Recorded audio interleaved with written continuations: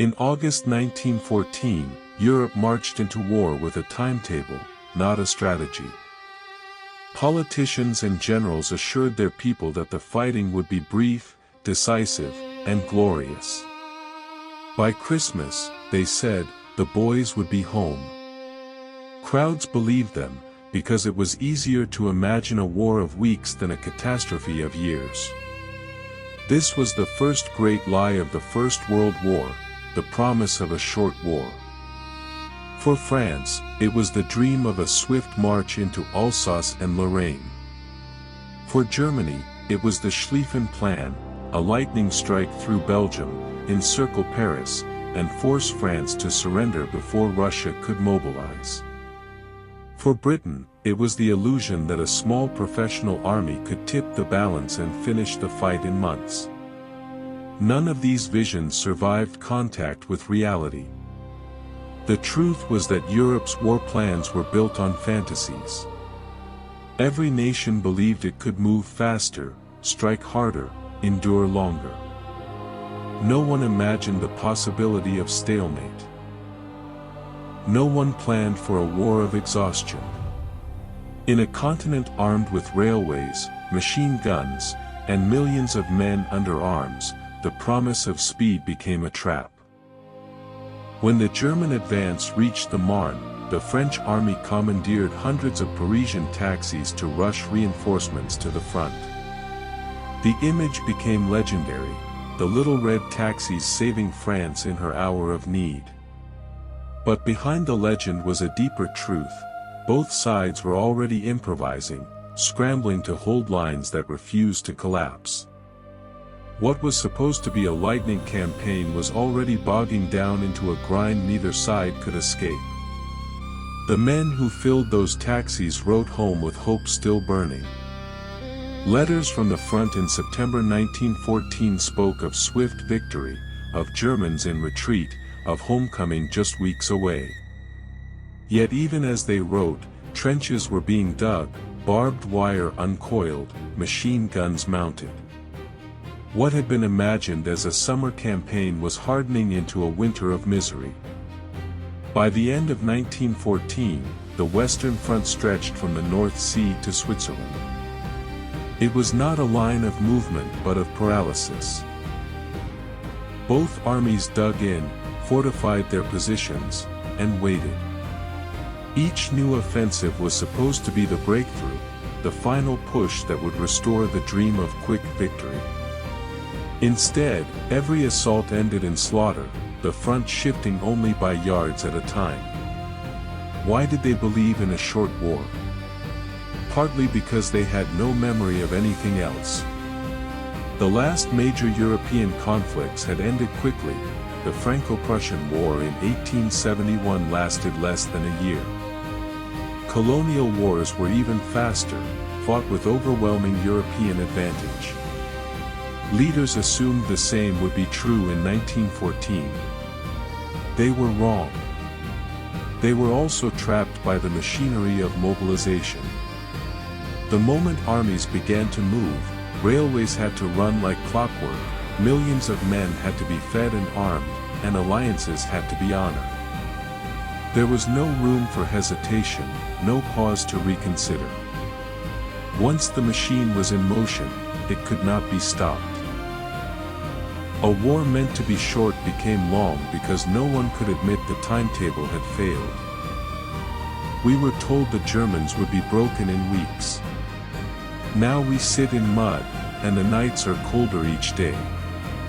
Diary of a British Private, November 1914. Christmas will not be at home, but perhaps the next. They cannot keep us here forever. Letter from a German infantryman, December 1914. The soldiers clung to the hope of return, because the alternative was unthinkable. They had been promised a brief adventure. Instead, they faced a war with no end in sight. The lie of a short war was not just a miscalculation. It was a betrayal of millions who had trusted their leaders. In the East, the same illusions collapsed. Russian armies marched into East Prussia expecting swift triumph, only to be annihilated at Tannenberg by German generals Hindenburg and Ludendorff. In Austria-Hungary, armies stumbled into Serbia and were beaten back with heavy losses. The reality was clear: the war was not going to be quick for anyone. The dream of movement gave way to the nightmare of trenches. From Flanders to the Vosges, men dug into the earth and waited, convinced that the next spring, the next offensive, the next plan would finally bring victory. But every year repeated the same cycle: promises of quick triumph, followed by months of slaughter. The lie of a short war did more than deceive soldiers. It reshaped entire societies. Families who sent their sons off with pride began to despair as weeks turned into years. Economies built to survive a few months of conflict had to be transformed into engines of total war. Civilians starved, industries collapsed, and empires buckled under the weight of a conflict they had never prepared for. And yet, even as the truth became undeniable, leaders continued to feed their people the illusion. Each offensive was sold as decisive. Each battle was portrayed as the turning point. From the Marne to Verdun to the Somme, the same refrain was repeated: this one will be the last. But the last never came. The war that was supposed to be quick became one of the longest and deadliest struggles in modern history. The promise of home by Christmas died in the mud of Flanders. It was the first and perhaps the most cruel of the lies of the Great War, because it gave millions of men the courage to march forward, only to abandon them in a war with no end in sight. You were told that war was noble, that it was a proving ground for courage, a crucible where heroes were forged and nations exalted. In 1914, posters showed dashing soldiers with bayonets fixed, marching into history. Writers spoke of chivalry, of banners raised high, of gallantry reborn on the battlefields of Europe. Parents comforted themselves with the idea that their sons would die for honor. Soldiers enlisted with the belief that they would be tested in adventure. This was the second great lie of the First World War, the lie of honor and glory. The reality was not honor but industrial slaughter. The Great War was the first truly mechanized conflict, where machines, not men, dictated life and death. The machine gun tore apart entire companies in seconds. Heavy artillery turned landscapes into moonscapes. Poison gas crept silently through the trenches, burning eyes, lungs, and skin. Disease spread as quickly as bullets. The war was not a test of bravery but of survival, a daily struggle against mud, rats, and the relentless machinery of death. Consider Verdun, 1916. For 10 months, French and German forces battered each other in a battle that consumed nearly 1 million men. Verdun was not about strategy or decisive victory. It was about attrition, grinding the enemy down until nothing remained. The French motto became, "They shall not pass," but the cost of that defiance was entire generations of young men obliterated. Soldiers described the battlefield as hell itself, a place where the earth trembled constantly, where corpses littered the ground until they became indistinguishable from the mud.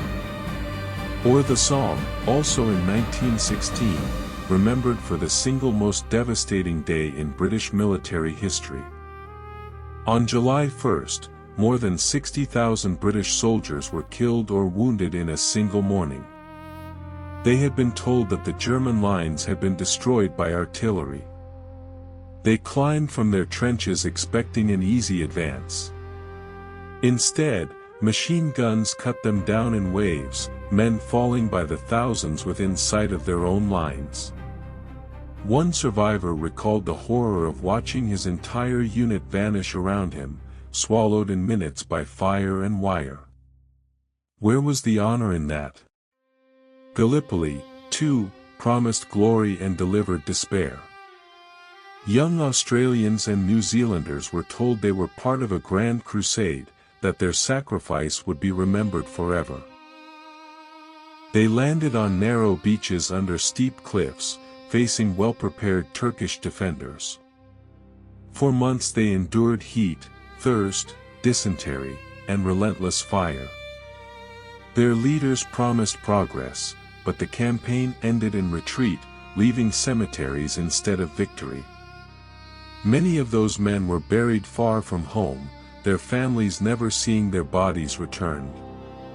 In diaries and letters, the truth bled through the propaganda. Soldiers wrote of lice crawling across their skin, of rats feasting on the unburied dead, of the stench of decay that never left their nostrils. They wrote of nightmares that haunted them even in sleep, of comrades reduced to fragments by shells, of endless mud that swallowed boots and bodies alike. They did not write of honor. They wrote of misery.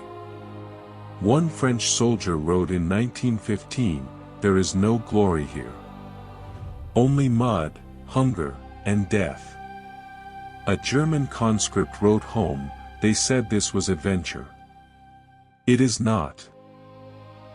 It is a slow dying, a world where men are no longer men, but shadows." These voices, stripped of illusion, reveal the gulf between what was promised and what was endured. The very weapons of war revealed the lie. Honor belonged to another age, when soldiers faced each other with sword and shield, when cavalry charged across open fields. In 1914, cavalry still rode to war, sabers flashing in the sun. By 1915, those horses lay broken in barbed wire, machine-gunned alongside their riders. The old symbols of gallantry had no place in a world of gas masks and howitzers. Propaganda, however, kept the illusion alive. Governments showed posters of proud soldiers, never of mutilated bodies. They spoke of victories, not of losses. They told families their sons had died bravely, not that they had drowned in shell holes or suffocated in chlorine gas. The image of glory was maintained because the truth was too unbearable. Yet the truth could not be hidden from those who fought. At Verdun, the earth itself became unrecognizable, churned into ash and dust. At the Somme, fields of poppies grew over bones that were never retrieved. At Gallipoli, cemeteries marked not triumph but waste.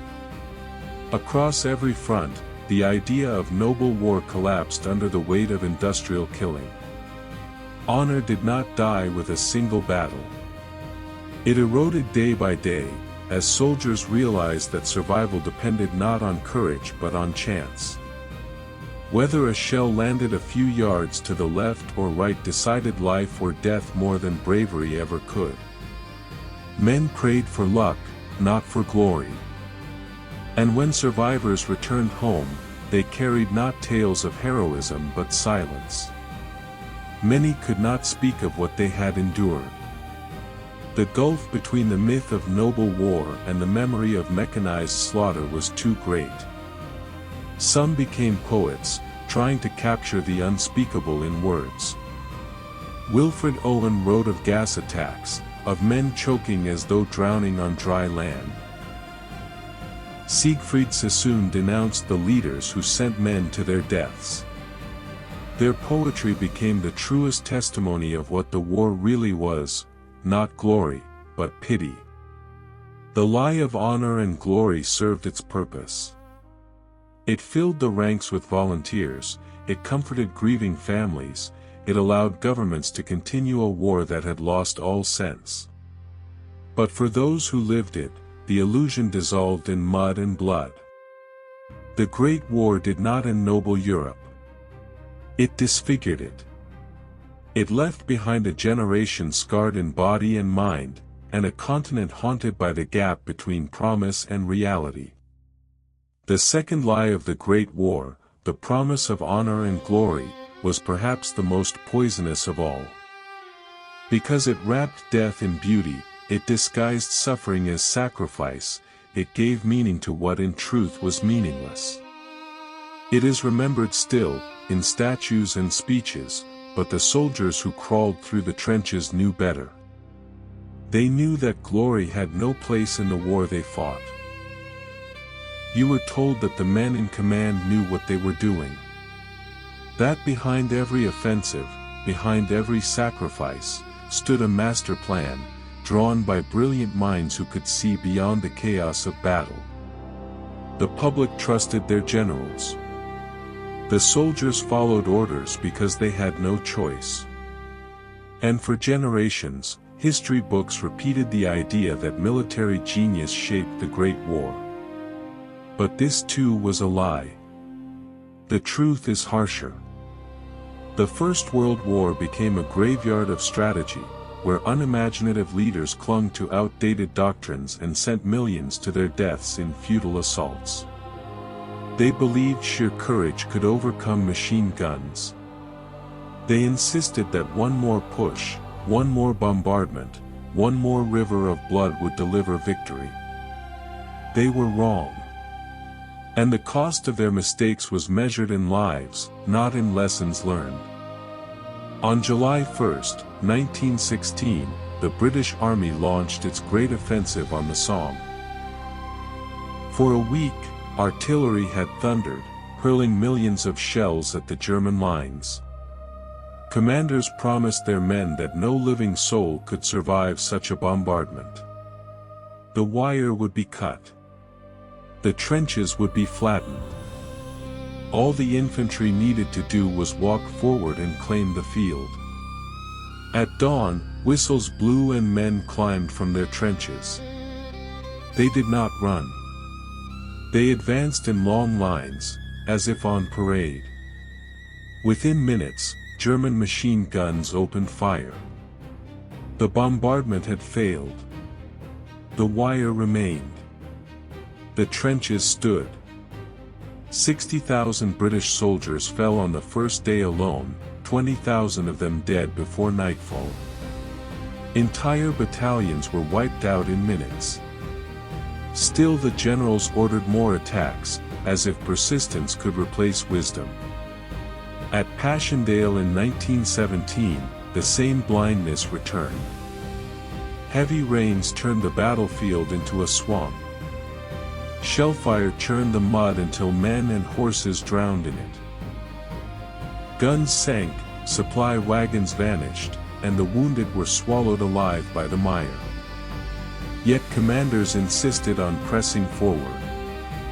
For months, the armies fought not the enemy but the earth itself, until 500,000 men were lost for a few miles of ground.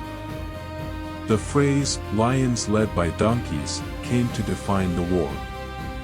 Ordinary soldiers, the lions, fought with extraordinary courage, enduring hardships beyond imagination. But they were led by men clinging to 19th century ideas of war, men who believed massed infantry could break through against barbed wire and machine guns. Many generals stayed far behind the lines, blind to the misery at the front, obsessed with maintaining control on maps that bore little resemblance to the ground their soldiers died on. It would be unfair to say every general was a fool. Some tried to innovate. Some sought new tactics. But the system itself rewarded caution and punished risk. To admit failure was to admit that thousands had died for nothing. And so, rather than change, commanders doubled down. Each failure was followed by promises that the next offensive would succeed. Each slaughter was justified as necessary. And so the war dragged on, fueled by arrogance and denial. Letters from the front reveal the frustration of those trapped in this cycle. One British lieutenant wrote, "We charge because they tell us to. We die because they cannot admit they are wrong." A French soldier described generals as men who dine well while we rot in holes. Even German troops, lauded for their discipline, spoke bitterly of being sent into assaults that achieved nothing. Technology exposed the limits of old thinking. Generals who had grown up on cavalry charges and decisive battles of maneuver could not grasp the realities of trench warfare. They underestimated the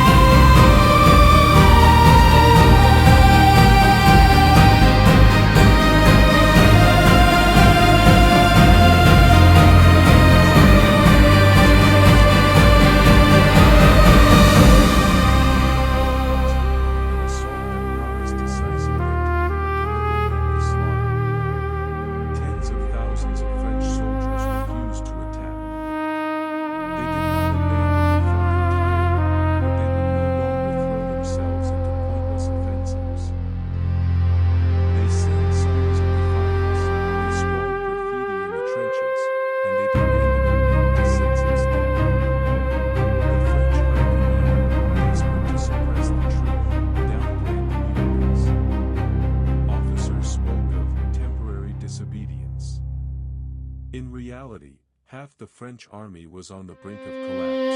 Only by promising rest, better conditions, and limited offensives did the generals regain control. But the myth of unity was already broken. In Russia, the illusion of solidarity shattered completely.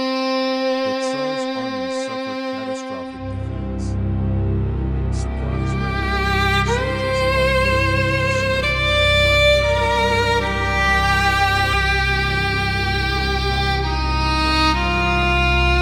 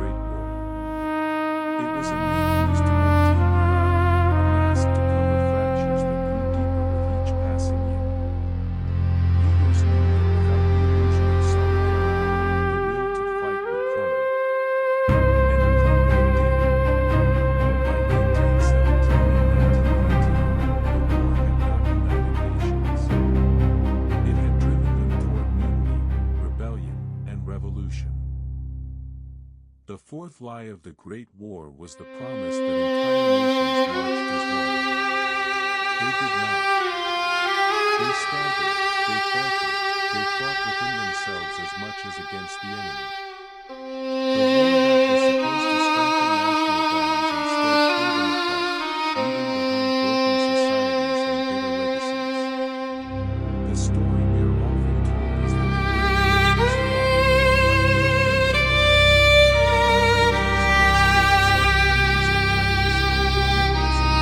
abroad, and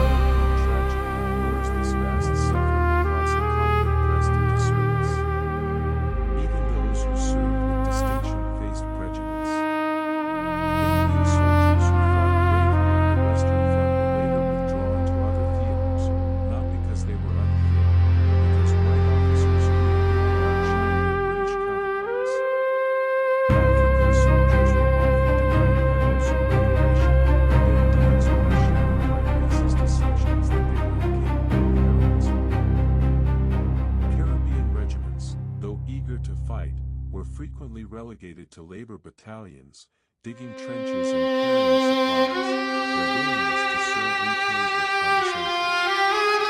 Yet in their letters, diaries, and memories, colonial troops left traces of their humanity, their courage, and their disillusionment. An Indian soldier wrote from the front, "We are far from home, fighting for a king who does not know us."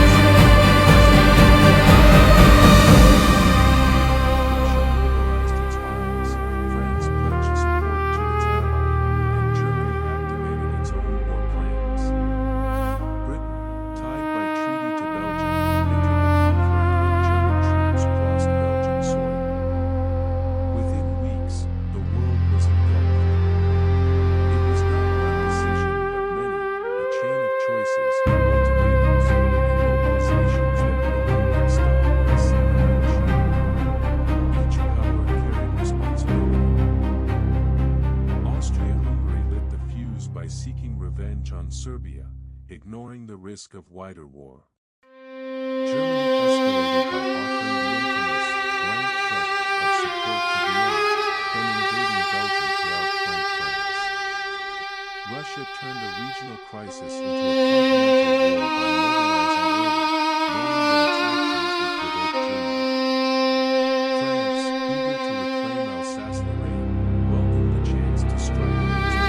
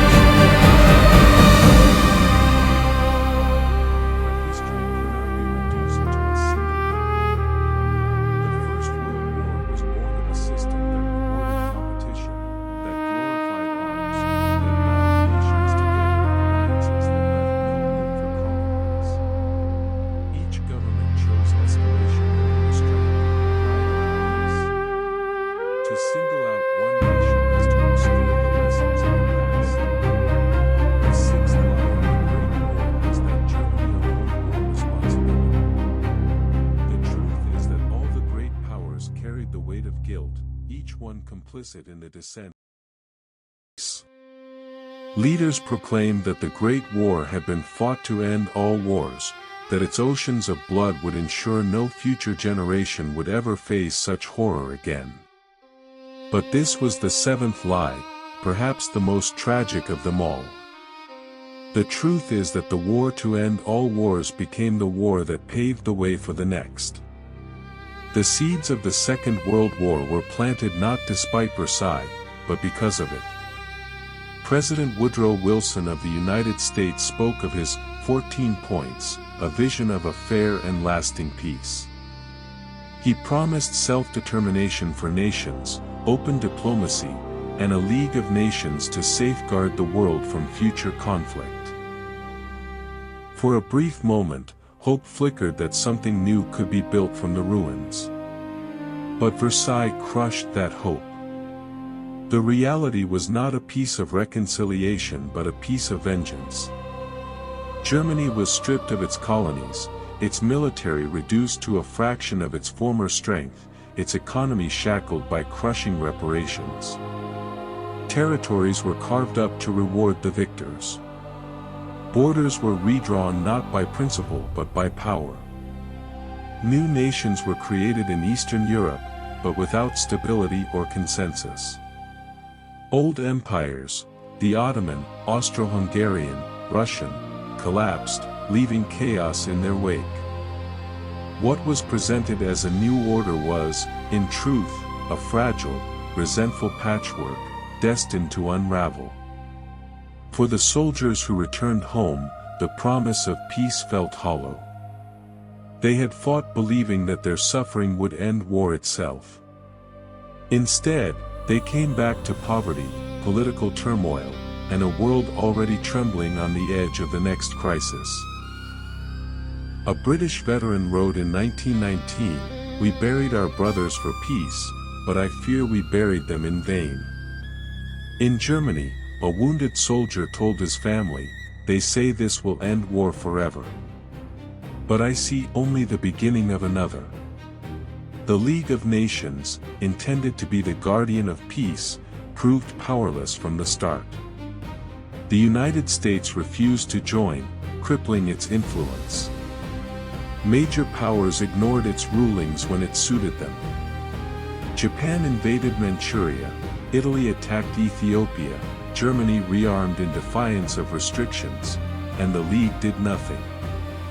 The institution meant to prevent war instead revealed the fragility of the promise. Meanwhile, the myth of the war to end all wars was used as comfort for the grieving. Families told themselves their sons had not died in vain, that their sacrifice had secured a future without slaughter. Governments reinforced the illusion, erecting monuments and declaring remembrance ceremonies, all framed in the language of noble sacrifice for eternal peace. But beneath the rhetoric, nations were already preparing for the next conflict, rearming in secret, fostering bitterness, and teaching new generations that revenge was a duty. Nowhere was this more apparent than in Germany. The humiliation of Versailles, the despair of economic collapse, the anger at being blamed solely for the war, all of it created fertile ground for extremism. Adolf Hitler rose by promising to undo the peace, to restore honor, to build a new empire. His speeches echoed in halls filled with men who had once marched through mud and gas, men who had lost brothers and friends in the trenches. The war to end all wars had left them not with peace but with rage. Nor was Germany alone in its disillusionment.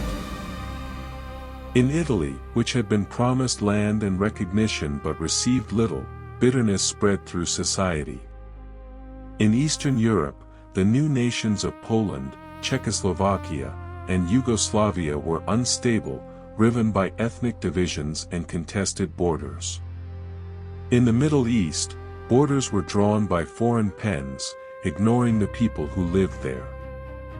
These resentments festered, ensuring that the 20th century would be defined not by peace but by conflict. The myth endured because it was comforting.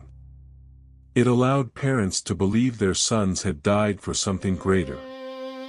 It allowed leaders to justify the enormous cost. It allowed nations to look at fields of crosses and whisper that such sacrifice must have meaning. But the reality was crueler. The war did not end war. It ended an old order, only to replace it with one even more unstable. By the 1930s, scarcely 20 years after the armistice, the world was once again on the march to war. Veterans of the trenches lived long enough to see their sons conscripted into new armies. The cemeteries of the Great War became the silent witnesses to a world that had not learned its lesson. The lie of the war to end all wars had crumbled, and the world was plunged into bloodshed once more. The seventh lie of the Great War was perhaps the cruelest because it betrayed not only the living but the dead. It told men as they lay dying that their sacrifice would secure a better world. It told grieving families that their loss was not in vain. It told nations that the suffering of millions had purchased peace. But history proved otherwise. The war to end all wars became the prelude to the most destructive war in human history. And in the silence of those endless graveyards, among the rows of white stones that stretch across France and Belgium, the promise lingers like an echo. A promise that was never kept. The Great War left behind more than ruined cities and shattered empires. It left behind silences. Stories untold, truths suppressed, voices ignored. While propaganda painted the conflict in bright colors of patriotism and sacrifice, the reality was darker, hidden in diaries, whispered in hospital wards, buried in unmarked graves. These forgotten truths reveal the cost of war not on the maps of generals or in the speeches of statesmen, but in the lives of ordinary people whose pain was too inconvenient to remember. One of the greatest forgotten truths was the scale of propaganda itself. Governments across Europe mastered the art of controlling information. Newspapers became mouthpieces for the state, reporting victories that did not exist, minimizing defeats, and glorifying sacrifice. Posters urged men to enlist, women to support, children to save and ration. Censorship ensured that letters from the front were stripped of despair, their words smoothed into acceptable optimism. Soldiers who wrote honestly about the horror risked punishment. Civilians at home were fed a steady diet of illusions, never shown the true face of the war. Behind the curtain of propaganda lay another hidden reality, dissent. Not everyone believed in the war. Conscientious objectors refused to fight and were vilified, imprisoned, sometimes beaten. Journalists who questioned official narratives were silenced, their presses shut down, their voices erased. In Britain, in France, in Germany, dissent was treated not as conscience but as treason. The myth of national unity demanded silence, and so those who opposed the war were cast into the shadows of history. The forgotten truths were not only political, but deeply personal. The war introduced a new kind of wound, invisible, but devastating. Men returned from the front with minds fractured, haunted by memories they could not escape. It was called shell shock at the time, dismissed by many officers as cowardice or weakness. Soldiers who trembled uncontrollably, who could not speak, who recoiled at every sound of thunder, were sometimes court-martialed instead of treated. The language of trauma did not yet exist, and so an entire generation of men carried invisible scars in silence. Some never spoke of what they had seen. Others ended their lives in despair, their suffering forgotten even by those they had served. Civilian suffering, too, was concealed. The British naval blockade starved millions in Germany and Austria-Hungary, reducing diets to near famine levels. In the Ottoman Empire, entire provinces were consumed by hunger and disease. In Belgium, occupied by German forces, civilians endured harsh reprisals, forced labor, and deportations. These experiences rarely appeared in official accounts. The image of war remained one of brave soldiers at the front, not of mothers burying children in famine or civilians wasting away in silence. Whole villages were destroyed, some never rebuilt.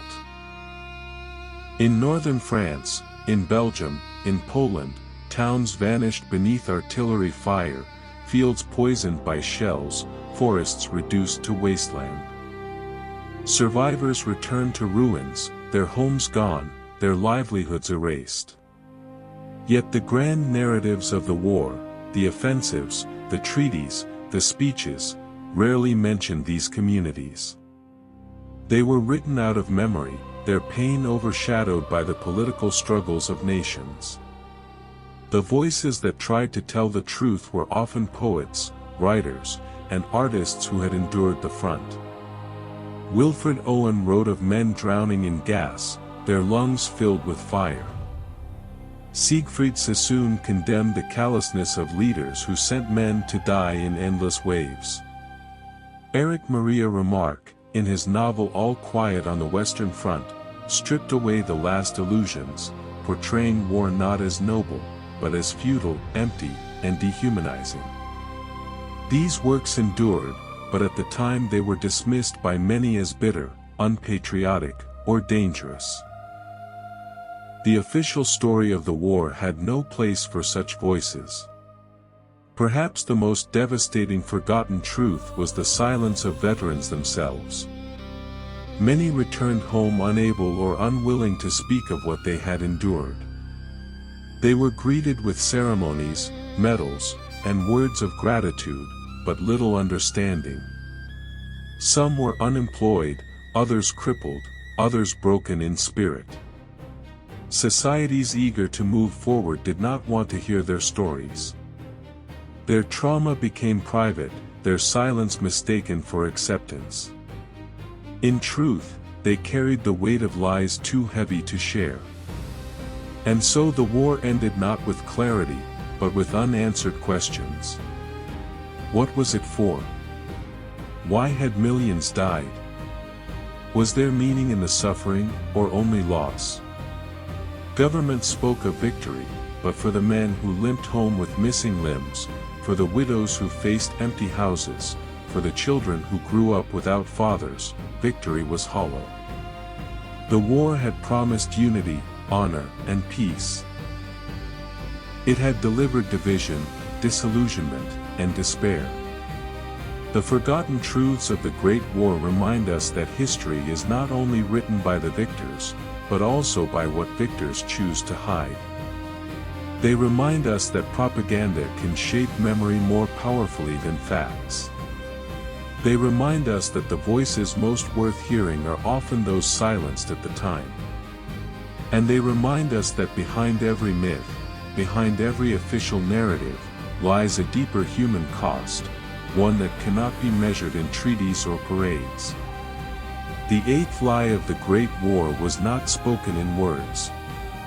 It was the silence imposed on those who lived through it, the truths buried beneath propaganda, the suffering erased from memory.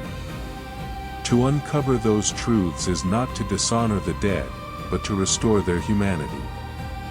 It is to listen, at last, to the voices that the world tried to forget. More than a century has passed since the guns of the First World War fell silent. The soldiers who fought it are gone, their memories fading into photographs, diaries, and gravestones. And yet, the war continues to shape us. Not because of what we remember, but because of what we were told to remember. The Great War was born in lies, fought in lies, and remembered in lies. And those lies still matter today. We were told it would be quick. It was not. We were told it would be glorious.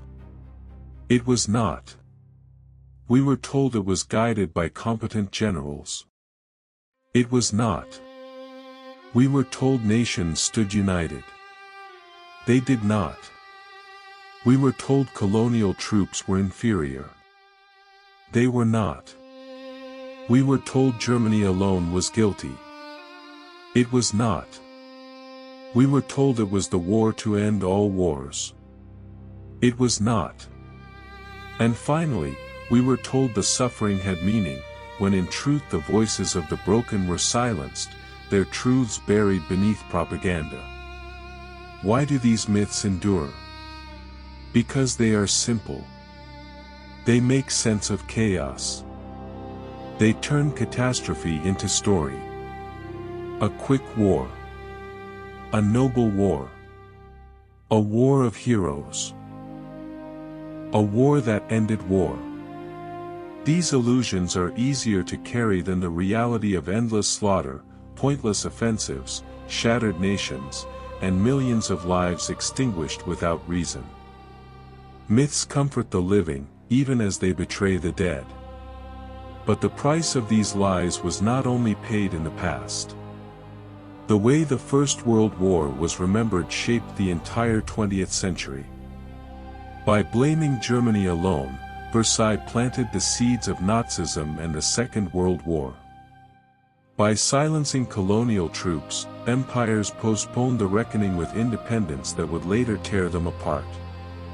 By glorifying sacrifice, nations prepared new generations to march once more into the abyss. Even today, echoes remain. The language of honor, unity, and necessity still accompanies the drums of war. Governments still use propaganda to shape perception, to conceal costs, to silence dissent.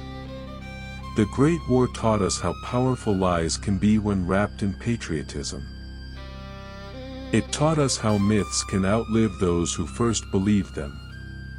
And it taught us that once deception takes hold, truth struggles to be heard. To confront the lies of the Great War is not to diminish the courage of those who fought. It is to honor them, at last, with honesty. The soldiers in the trenches, the civilians in famine, the colonial troops forgotten by history, they deserve more than comforting illusions. They deserve the truth, however hard it is to face. Walk through the cemeteries of northern France, where white gravestones stretch to the horizon, each one a life cut short. Beneath those stones lie men who were promised they would be home by Christmas. Men who were told they fought for honor. Men who were sacrificed by generals clinging to old doctrines. Men whose nations betrayed their memory with silence. They did not die in vain because they failed. They died in vain because they were lied to. And yet, the Great War gave us something beyond tragedy. It gave us voices that broke through the silence. The poets, the writers, the veterans who dared to speak, they showed us that truth, once revealed, can endure longer than propaganda. Wilfred Owen's words, "The pity of war, the pity war distilled," speak more honestly than all the speeches of statesmen. The simple crosses of Flanders fields speak louder than the rhetoric of Versailles. These fragments of truth remain, challenging us to see through the myths. The lesson of the First World War is not just about the past. It is about the present and the future. Whenever we are told that war will be quick, that it will be glorious, that unity demands silence, that sacrifice will be rewarded, we must remember the lies of 1914. We must remember how millions marched into the abyss because they trusted illusions. We must remember how nations manipulated truth to serve power. And we must remember how the cost was borne not by leaders, but by ordinary men and women. The Great War was not the war to end all wars. It was the war that began the age we still live in, an age of propaganda, of mass mobilization, of conflicts sold to the public through stories crafted to deceive. The trenches may be gone, but the machinery of deception remains. And unless we confront the lies of the past, we risk believing new lies in the future. World War I was not the war we were told it was. It was the war of broken promises, of shattered illusions, of truths buried beneath myth. It was the war that revealed how fragile humanity can be when blinded by pride and deception. And as long as we remember it falsely, we carry the danger of repeating it. This is why the lies still matter. Because history is not just about the past. It is about the stories we choose to tell, and the truths we dare to face.